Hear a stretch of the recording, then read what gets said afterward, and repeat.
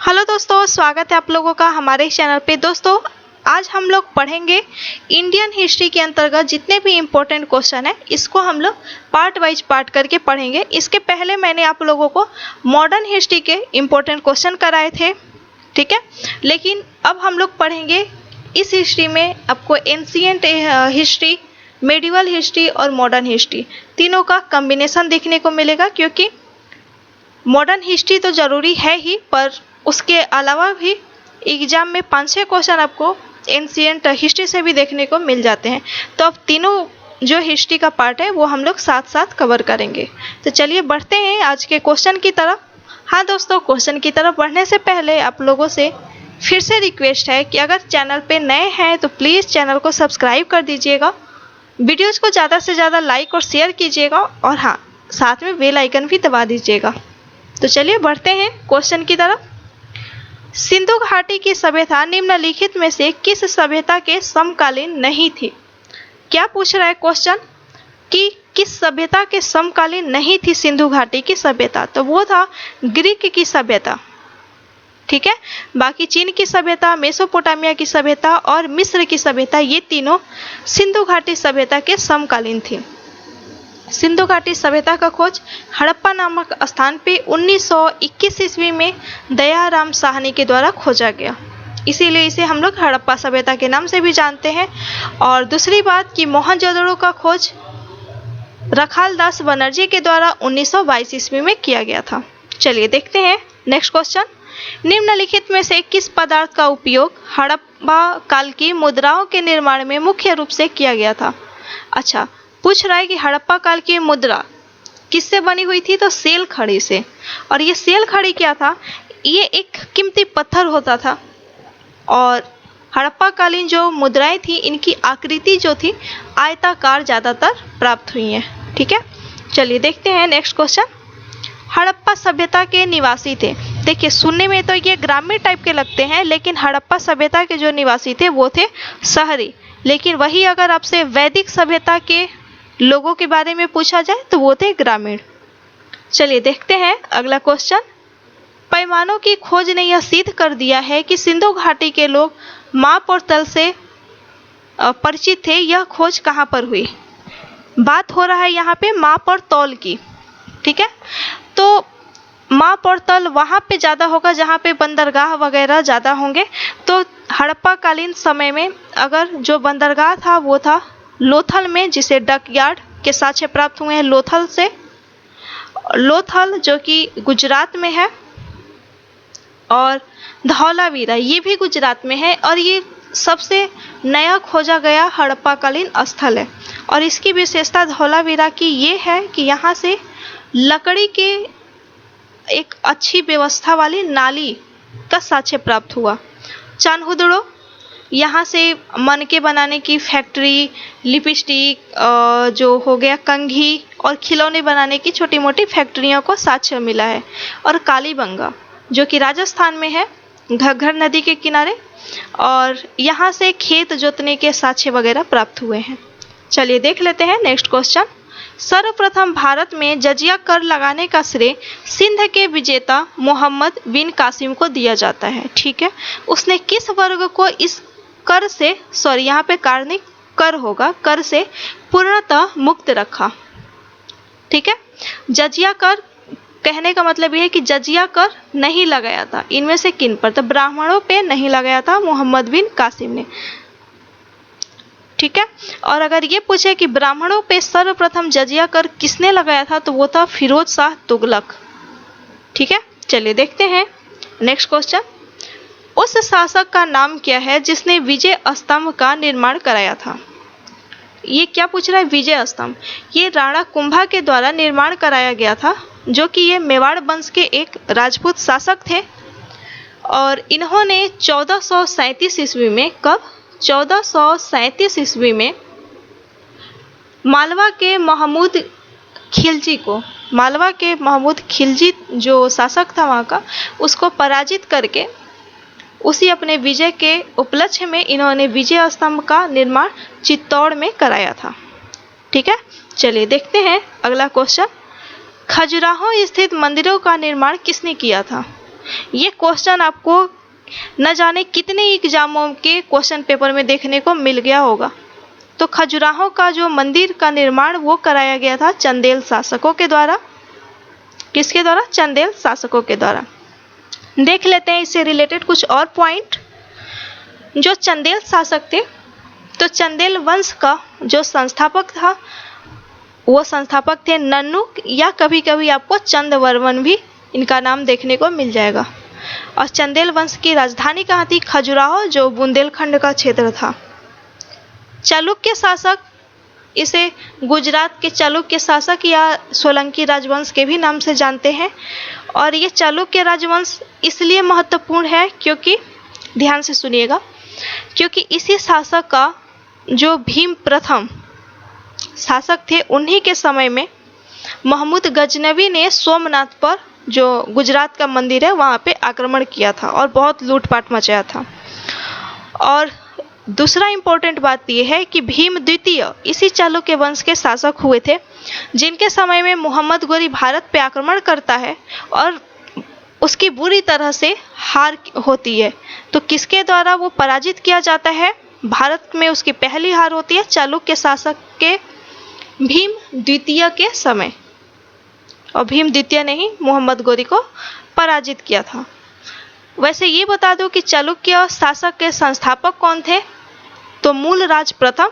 और चालुक्य राजवंशों की राजधानी क्या थी? अनिलवाड़। राष्ट्रकूट शासक, राष्ट्रकूट राजवंश के संस्थापक थे दंतीदुर्ग और इसकी राजधानी थी मान्यखेत। राष्ट्रकूट से एक सबसे इम्पोर्टेंट आता है एलोरा की गुफाएं, ठीक है, जो कि अभी महाराष्ट्र के औरंगाबाद में स्थित है। तो ये एलोरा की गुफाएं का निर्माण राष्ट्रकूट शासक का एक प्रतापी राजा थे कृष्ण प्रथम, उनके द्वारा कराया गया था। और चोल शासक का स्थापना किया गया था किसके द्वारा? विजयालय के द्वारा। और इसकी राजधानी थी तंजौर, या जिसको तंजाउर भी कहीं कहीं देखने को मिल जाता है आपको। ये छठवीं के भी एग्जाम में और बहुत बार ये बीपीएससी के एग्जाम में पूछा गया है कि पंचायती राज का जो सिद्धांत है ना वो किस राजवंश से आया था? तो ये आया था चोल राजवंश से, ठीक है। पंचायती सिद्धांत जो कि हम लोग पॉलिटी में पढ़ते हैं कि 1993 में 73 संविधान संशोधन के अंतर्गत पंचायती सिद्धांत को जोड़ा गया है। तो ये जो पंचायती सिद्धांत है ये आया है चोल राजवंश से। और एक और बात कि जो कि नटराज की मूर्ति का जो उल्लेख होता है वो भी आया है चोल शासकों के द्वारा, ठीक है। चलिए देखते हैं और भी इम्पोर्टेंट क्वेश्चन। निम्नलिखित में से वह दिल्ली का सुल्तान कौन था जिसकी मृत्यु चौगान या पोलो खेलते हुए हो गई थी? वो था कुतुबुद्दीन ऐबक, जो कि मोहम्मद गोरी का दास था, ठीक है। यहाँ पे देखते हैं कुछ और पॉइंट। बलबन, जिसने लौह और रक्त की नीति अपनाई थी, ठीक है। और जो चालीसा, जो सरदारों थे, 40 सरदारों का जो समूह था चालीसा, उसको ये खत्म करा दिया था। अलाउद्दीन खिलजी, इसे तो सब लोग वाकिफ होंगे। अलाउद्दीन खिलजी जिसने बाजार की एकदम अच्छी व्यवस्था प्रणाली लाई थी, लगान की प्रणाली लाई, घोड़े की दागने की प्रणाली, सैनिकों के लिए हुलिया की प्रणाली लाई, और जो अमीरों थे उनको कैसे नियंत्रण किया जा सकता है, ये सब नीतियाँ उसने अपनाया था अपनी सत्ता को रूढ़ करने के लिए। फिरोज शाह तुगलक, जिसने ब्राह्मणों पे पहली बार जजिया कर लगाया और इसने बहुत सारे कुछ अपने समय में नेक काम भी किए, जैसे खैरात का माने मुफ्त का अस्पताल खोले, लड़कियों के लिए मुफ्त का शादी के लिए कुछ प्रबंध करवाया, और बहुत सारे दासों के लिए भी, दासों की मुक्ति के लिए बहुत सारे इसने व्यवस्था करवाए थे। और बहुत सारे इसने बागान और नहर भी उसका भी निर्माण कराया था। चलिए देखते हैं अगला क्वेश्चन। इतालवी यात्री निकोलो दी कोंटी ने किस विजयनगर सम्राट के शासनकाल में विजयनगर की यात्रा की? बस ये याद रखिएगा कि विजयनगर की यात्रा निकोलो दी कोंटी ने की, तो किस विजयनगर सम्राट के शासनकाल में? तो ये किया था देवराय प्रथम, जो विजयनगर शासनकाल के सम्राट थे उनके समय में किया था। और विजयनगर की स्थापना हरिहर और बुक्का के द्वारा किया गया था, जो कि दक्षिण भारत का एक महत्वपूर्ण उस समय शासन बन के आया था। और विजयनगर और बहमनी साम्राज्य के बीच एक लड़ाई होती है जिसे हम लोग राक्षसी तंगड़ी का भी लड़ाई कहते हैं। उसी के समय से ये विजयनगर का पतन शुरू हो जाता है। देखते हैं अगला क्वेश्चन, किसने नारा दिया मानव के लिए एक धर्म, एक जाति व एक ईश्वर? तो ये नारा दिया गया था नारायण गुरु के द्वारा, जिन्होंने केरल में बहुत सारे आंदोलन किए। देखते हैं नेक्स्ट क्वेश्चन, बारदौली सत्याग्रह का नेतृत्व किसने किया? तो ये बारदौली सत्याग्रह जो 1928 ईस्वी में होता है, कहाँ पे? गुजरात में। तो इसके नेतृत्वकर्ता थे वल्लभ भाई पटेल। और इसी बारदौली सत्याग्रह के दौरान ही वहाँ की महिलाओं ने वल्लभ भाई पटेल को सरदार की उपाधि दी थी। विनोबा भावे, जिन्हें हम लोग जानते हैं, ये व्यक्तिगत सत्याग्रह जो 1940 ईस्वी में शुरू होता है उससे संबंधित है, भूदान आंदोलन से संबंधित है। ठीक है, चलिए देखते हैं नेक्स्ट क्वेश्चन, किस वायसराय के शासनकाल में पहला फैक्ट्री अधिनियम पारित किया गया? तो पहला फैक्ट्री अधिनियम जो आता है 1881 ईस्वी में। ठीक है, पहला फैक्ट्री अधिनियम आता है 1881 ईस्वी में। और लॉर्ड रिपन के समय में, लॉर्ड रिपन को नाइटिंगेल के द्वारा भारत का सबसे उदार शासक कहा गया है। ठीक है, और लॉर्ड रिपन के समय में ही यही से लगातार जो भारतीय जनगणना होती है वो लॉर्ड रिपन के समय से ही शुरू होती है। एक्चुअली इसकी शुरुआत की गई थी लॉर्ड मेयो के समय से, लेकिन वहाँ से ये कंटिन्यू नहीं हो पाया। कंटिन्यूअसली जो होते आ रहा वो है लॉर्ड रिपन के समय से। लॉर्ड ये लिटन, जिन्होंने वार्नाकुलर प्रेस एक्ट, शास्त्र अधिनियम, ये सब इसने लागू किया था। और कार्नवालिस, जिन्हें हम पुलिस जगत का जनक कहते हैं। ठीक है, पुलिस सेवा का अगर जनक पूछे तो वो है कार्नवालिस। और लॉर्ड कर्जन, जिसे सबसे अलोकप्रिय अंग्रेज अधिकारी के रूप में जाना जाता है, जो बंगाल विभाजन से भी संबंधित है, जो हम सब पढ़े हैं। चलिए देखते हैं नेक्स्ट क्वेश्चन, अखिल भारतीय किसान सभा के प्रथम सत्र की अध्यक्षता किसने की? पहले हम लोग ये जान लेते हैं कि अखिल भारतीय किसान सभा का गठन कब होता है। तो ये होता है 1936 ईस्वी में। कहाँ में? लखनऊ में। और इसकी अध्यक्षता होती है स्वामी सहजानंद सरस्वती के नेतृत्व में, और इनके सचिव बनाए गए थे NG रंगा। ठीक है, चलिए देखते हैं अगला क्वेश्चन, निम्नलिखित में से कौन सा आयोग 1857 का विद्रोह दमन के बाद भारतीय फौज के नव संगठन से संबंधित है? तो वो है पील आयोग, जिसमें भारतीय फौज का अनुपात कितना रखा गया था? तो 2:1 रखा गया था। अगर देखिए मैं डिटेल में आप लोगों को बताते जाऊंगी तो क्या होगा कि वीडियो ज़्यादा लंबा हो जाएगा, पर मैं चाह रही हूँ कि कुछ जो इम्पोर्टेंट क्वेश्चन है जो मैं आप लोगों को करा दूँ। अगर आप लोग जानते हैं तो अच्छी बात है, अगर नहीं जानते हैं या भूल गए हैं तो एक बार जाके आप लोग बुक में देख सकते हैं। ठीक है, चलिए देखते हैं। ये हंटर आयोग, जो कि ये लॉर्ड रिपन के समय में आया था, और ये भारतीय प्राथमिक शिक्षा के सुधार से संबंधित है। साइमन कमीशन जो 1928 ईस्वी में आता है भारत में, और ये ब्रिटिश भारतीय प्रांत और देशी रियासतों को मिला के एक भारतीय संघ बनाने का इसका एक उद्देश्य था। नेहरू रिपोर्ट, ये अंग्रेजों के द्वारा चैलेंज दिया गया था भारतीयों को कि अपने एक संविधान की एक नई रूपरेखा बनाओ, तो वही मोतीलाल नेहरू के नेतृत्व में ये नेहरू रिपोर्ट बनाया गया था 1928 ईस्वी में। चलिए देखते हैं अगला क्वेश्चन, निम्नलिखित कथनों पर विचार कीजिए। दादा भाई नौरोजी 3 बार राष्ट्रीय कांग्रेस के अध्यक्ष चुने गए थे। जी बिल्कुल सही। Poverty and un British rule in India नामक पुस्तक की रचना की, ये भी सही बात है। और नेशनल सोशल कॉन्फ्रेंस की स्थापना की, नहीं, ये बिल्कुल गलत बात है। तो सही कौन होता है? 1 और 2।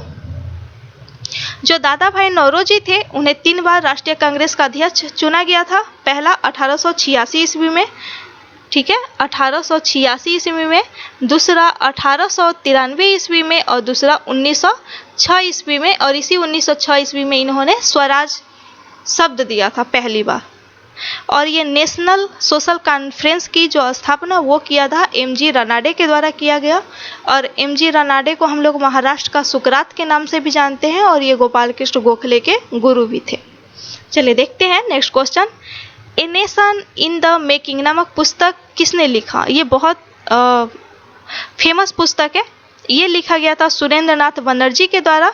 और बाल गंगाधर तिलक का प्रसिद्ध एक पुस्तक है जो हमेशा एग्जाम में देखने को मिलता है, गीता रहस्य। एनी बेसेंट का पुस्तक न्यू इंडिया कॉमनवेल्थ, याद रखिएगा। अरविंद घोष का सबसे जो फेमस पुस्तक है वो है कर्मयोगी और वंदे मातरम। चलिए देखते हैं अगला क्वेश्चन। असहयोग आंदोलन को क्यों निलंबित किया गया?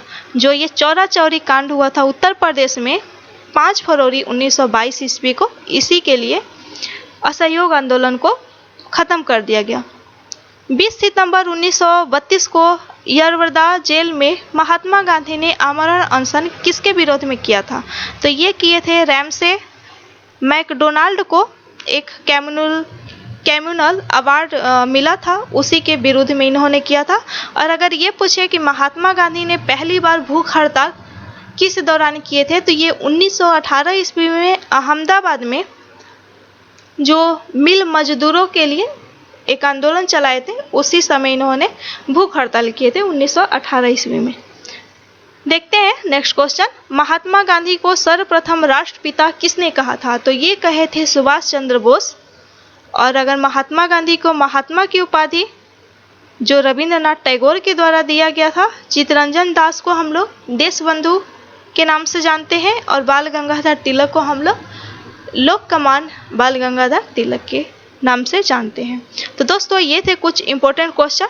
इसके अलावा भी और भी वीडियोज आते रहेंगे, सो प्लीज़ आप लोग अच्छे से रिवीजन करते रहिए। और कोई भी अगर कमेंट हो, आपके कोई भी डाउट हो, तो प्लीज़ कमेंट बॉक्स में कमेंट कीजिएगा। चैनल को सब्सक्राइब कर दीजिएगा, वीडियोज़ को ज़्यादा से ज़्यादा लाइक और शेयर कीजिएगा और साथ में बेल आइकन भी दबा दीजिएगा। मिलते हैं नेक्स्ट वीडियोज़ में, तब तक के लिए धन्यवाद।